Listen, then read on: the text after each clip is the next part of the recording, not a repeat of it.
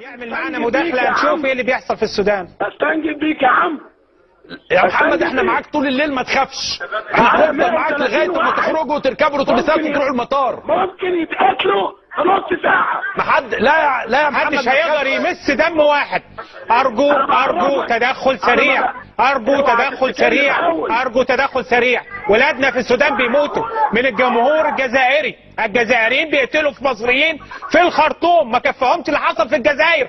ارجوكم والا نناشد جمهورنا يقتل الجزائريين اللي موجودين في مصر، نخرج على الجزائريين اللي موجودين في مصر. عندنا جزائريين في مصر نروح لهم نموتهم طالما ولادنا بيتقتلوا في السودان.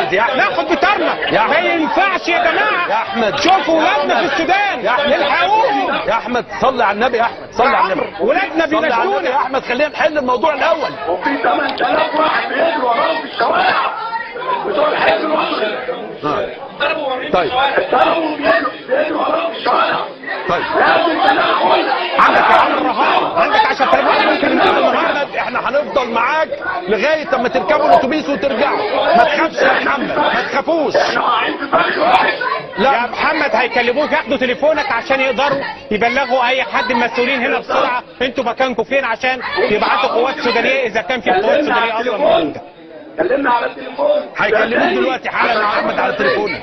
فين يا جماعه؟ الامن السوداني فين؟ انت بلغ حد اي حد. انت دلوقتي عندك مصريين مسؤولين كانوا بيتضربوا. انت مش عايز انا حد يبقى تحت امري، انا عايز حد يجي دلوقتي. ايوه مين؟ انا قلت لك احنا فين وقلت لك هو فين. مين؟ يا طارق انا مش هقدر اقول لك. انا عندي شك ان الهوا ممكن يتسرب المكان اللي احنا فيه. انت بره الهوا. انا عندي في شركه طارق نور بتاعت الاعلانات 130 واحد قاعدين جوه موجودين في سفريه تامه متعورين. في ناس متعوره لا عارفين نروح مستشفى لا عارفين نروح حته. حضرتك التدخل قبلوا نفسنا بس محمد. التليفون مفتوح، كلمونا في اي وقت.